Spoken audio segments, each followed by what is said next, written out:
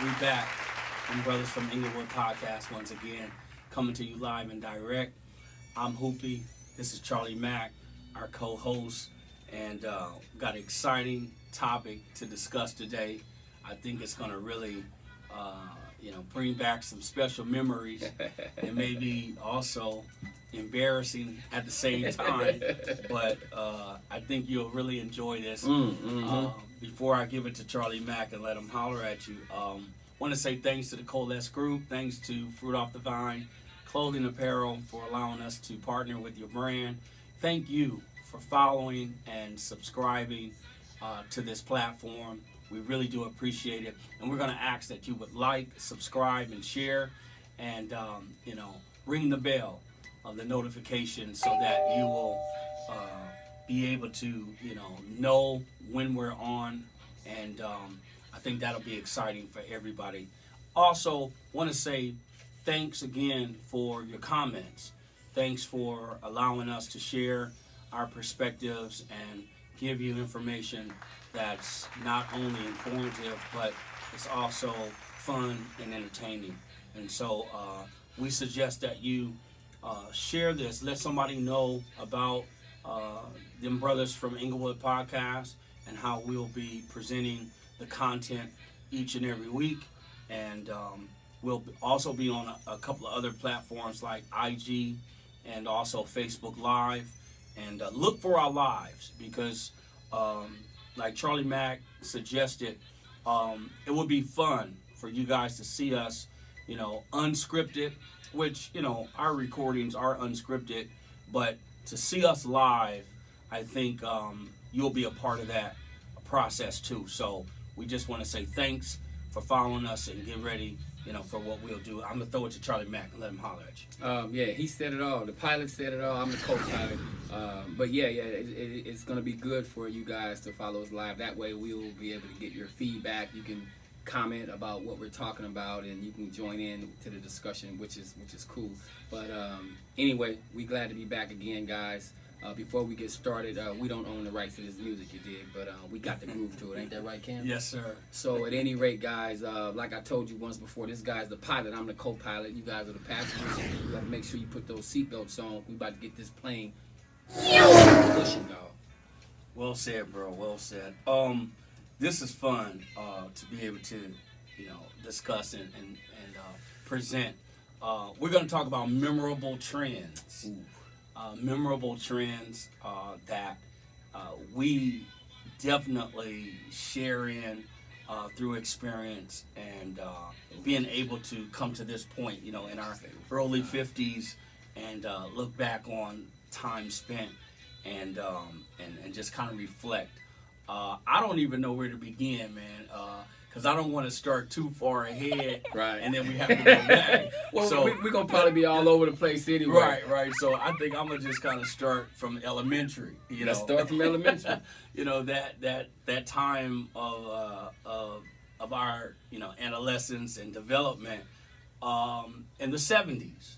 70s to me was a prime time for a lot of things. I think blacks, were really starting to gain ground in a lot of areas, from career, job development, from socioeconomic standpoint. It seemed like money was flowing, jobs were everywhere, families were coming together, they were partying. But without getting into a lot of that detail, I just kind of want to reflect on one of the memorable trends that comes to my mind is the fashion. Let's talk about the fashion, by which, we were exposed to me, and this is not against any other race. Right. But we just seen, blacks seem to just really have this style, this stylish presentation of how they wore their clothes, how creative they were with their hairstyles, and just different things. But what I'm most impressed about was seeing the older guys and how they were presenting themselves. And being a kid, you didn't dress like an older person. Right. But I just remember us being athletes and we all aspired to have the Dr. J's. You know, those basketball shoes. The Converse. Yeah. The Dr. J's, I forgot about those. Which really succeeded the Converse. Right, the Chuck because Taylors. We had Chuck Taylors, you know. We played basketball outside, inside, in Chuck Taylors. And it seemed like the shoes were made different back then. The soles were thicker, the fabric was more durable. Now, you know, everything is fashionable. You got these multiple colors. Back then, I only remember just black, blue, and white. I'm sure there were a few other colors, but they weren't in our community. You know, we only saw black, blue, and white, and everybody wanted high tops. Yeah. If you had low tops, you know, you was kind of like, oh. Yeah, you was gonna get clowned. You was gonna get clowned, you know, if you had the low top shoes. So, you know, that's just one facet of my my memory, as it serves me well, is the fashion. Okay. You know, okay. I'm gonna throw it to you and see, you know, what you depicted.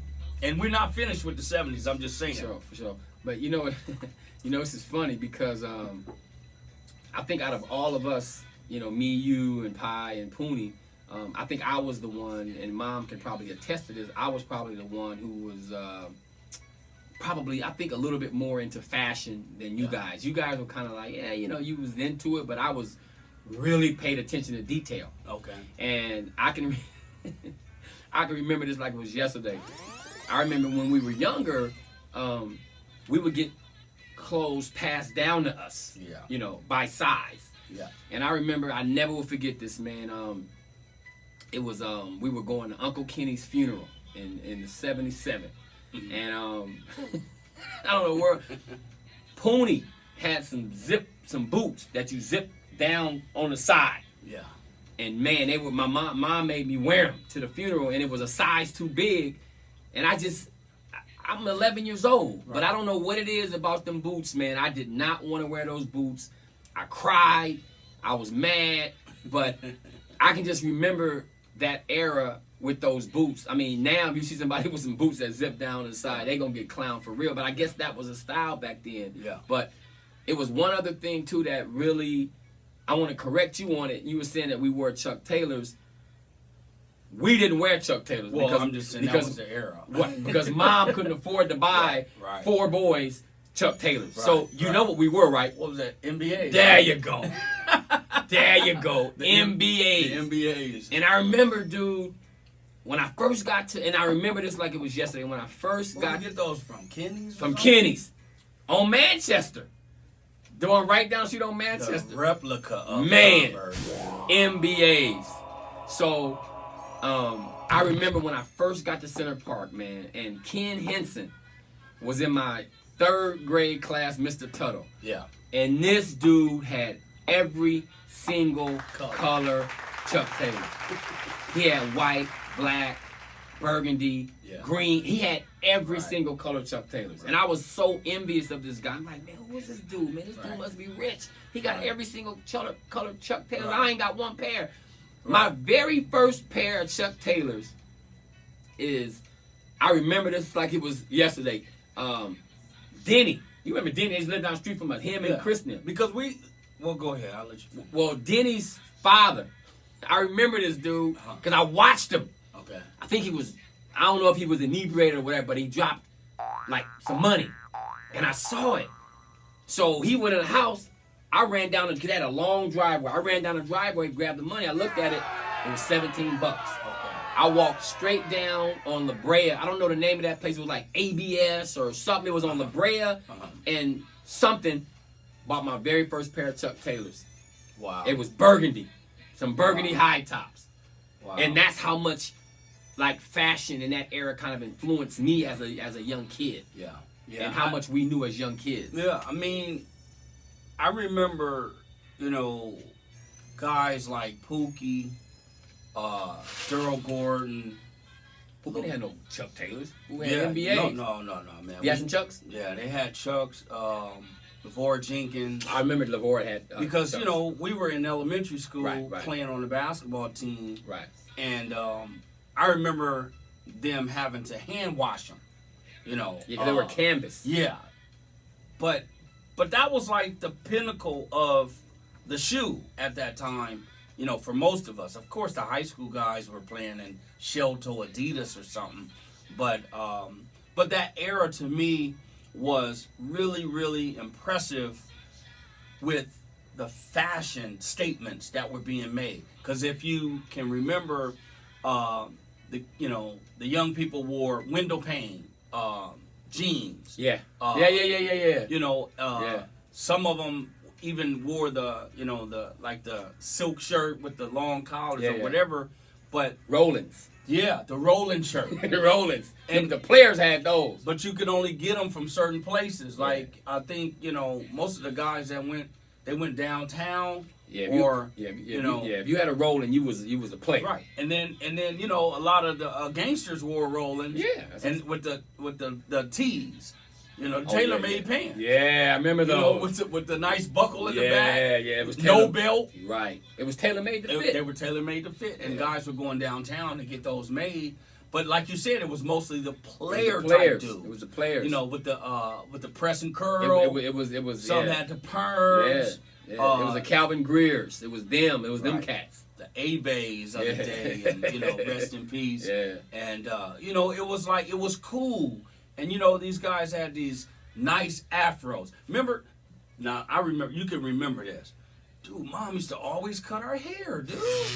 Always wore the covadas, the shortcut. We never could grow it out like, everybody wanted to be like the Jacksons. Yeah. I think she was only cutting it when we were younger.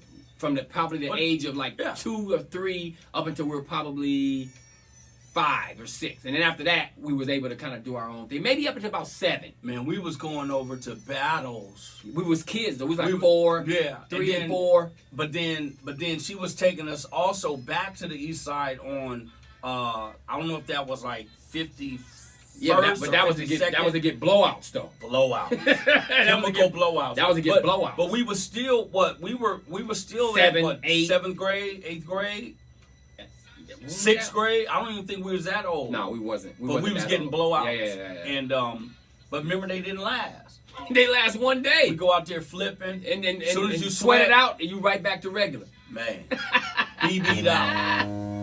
But I think the memorable trends coincide with the experiences too, because there were house parties. Oh man, that many of us. We long to go to. Oh man. The Tales. Oh, E.T. used to, rest in peace. Yeah. Him and Trace Cena would throw some of the, the most, Robin Brown. Randy Brown. You're right. The Browns. Right. And then the high school guys and young ladies would be at that same party. Of course, we were mingling with our peers, but they were there because they were chaperoning. So I equate a lot of the fashion to those experiences because you wanted to dress a certain way. Yeah. So you can look cool or you can look presentable when you go to this function. Yeah. Also, when I think about memorable trends, especially in the 70s, I think about how we would just mob places from Hawthorne Mall to Center everywhere. Park, Lennox Swimming Pool, Hawthorne Pool, and what was so refreshing was we all did it together, and then we didn't have these drive-bys. We didn't have different, and games existed. We knew, but they wasn't running up on us like, "What set you from?" Right. It wasn't like that back then. We were kids. We were really, really, young kids. But at the same time, we really didn't have any conscience of the danger. Yeah. I mean, we don't really know what time it was when it got dark back then, but I'm sure, we thought it was late. Yeah. Yeah, but the danger back then wasn't like it is now. I mean, we walked everywhere back then, and we didn't have to worry about, somebody driving by shooting us or killing us or, pedophiles grabbing one of the kids. It just was a different era when we were coming up, and that's why it was always safe to do so. And then we always walked in packs. It was usually 5, 6, 7, 8, 9 of us. We was deep. Everywhere we went. Even the females would be with us. It was deep. We walked everywhere. Yeah. I don't know if you remember when we would go over to the Bevins' house. Oh yeah, to swim. Oh yeah, in the village. And it always turned into an adult party. Yeah. And because they believe in the Belizeans going to get it going. That's the reason why they gonna get it cracking. Them beans and rice. Oh, brown beans and Oh rice. my God, them rice and beans. Boy. Oh my God. So when I think about that, I think about how it brought families together, and we were under good food supervision. Yep. And the kids, we got a chance to play, recreational, and it also it cultivated relationships that remained, for years to come. I mean, we're still friends, with these same individuals, and so I share in those moments because they were most memorable, but also I learned from them. So. When I think also of the parenting and how the parents sort of adopted you, it's like your friends were our friends, their parents knew our parents, and vice versa. Yeah, it was all, and we all, they knew us by name. Yeah, they knew where we lived. And to me that created a safe haven. It did. Because everybody knew one another. Yeah. But what about this? I'm gonna throw this at you and let you, chop this up.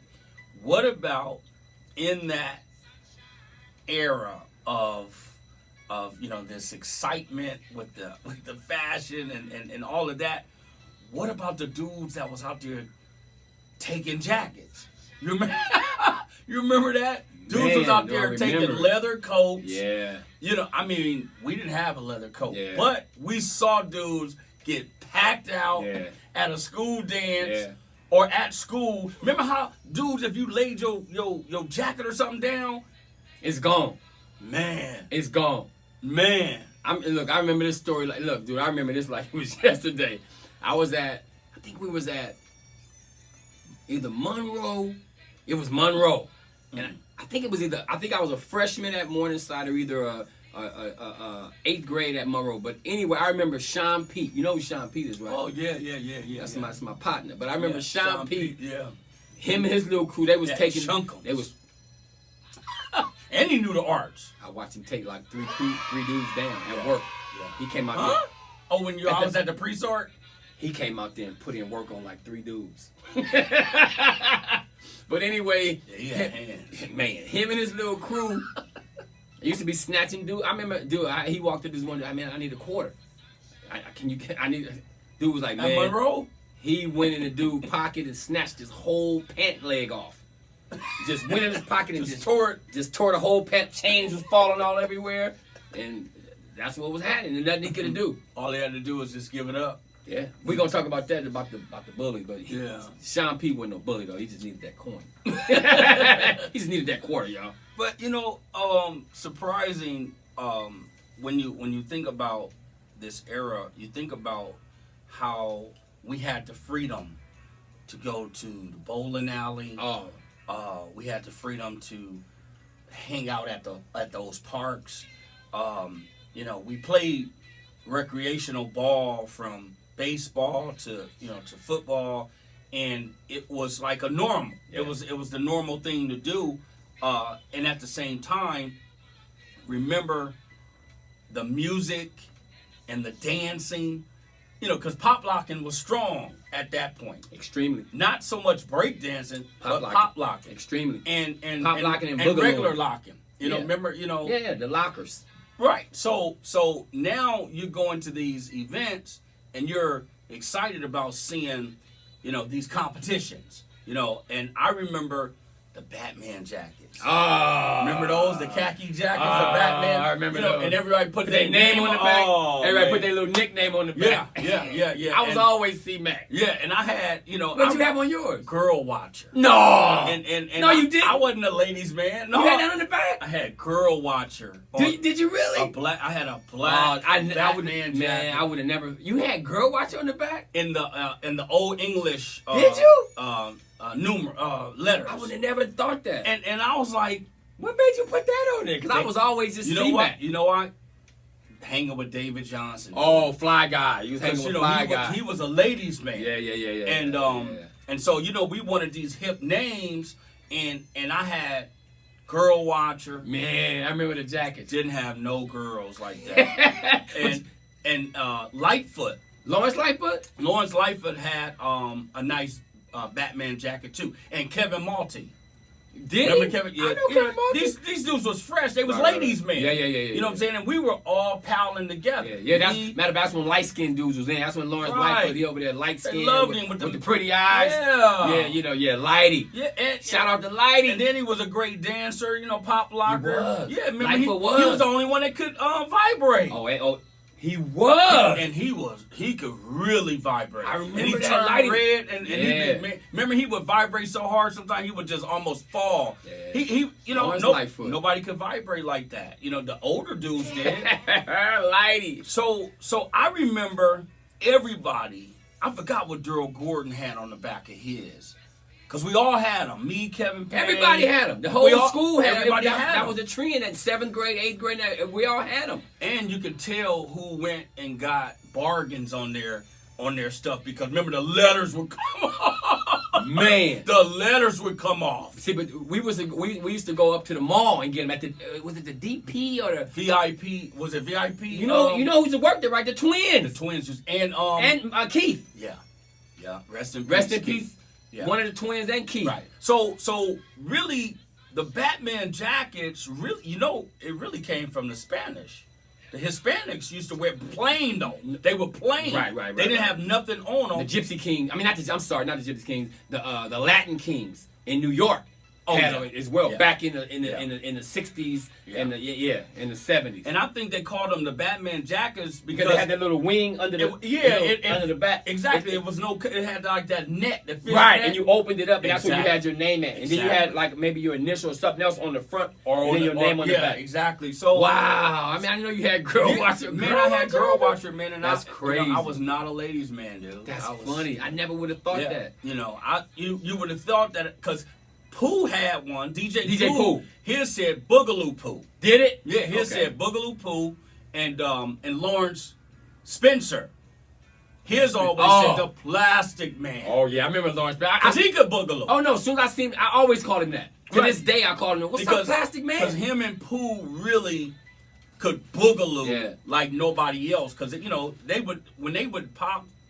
They would look like they didn't have no bone in their body. Yeah, I think. And then they were slim. I think Lawrence was better because he was tall he was, and lanky. He was definitely Plastic Man. But Pooh was the same way. He just was linky and he could boogaloo. And I mean, this dude looked like he didn't have a bone in his body. Don't forget about Crenshaw Mafia Pookie.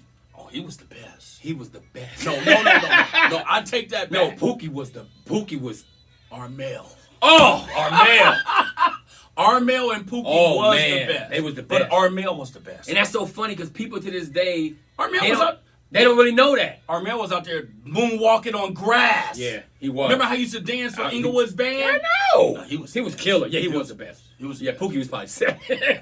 Pookie was the best on our side. Pookie was the real He was deal. definitely the best on our side. And was a gangster. Yeah, he was a fresh one too. Yeah.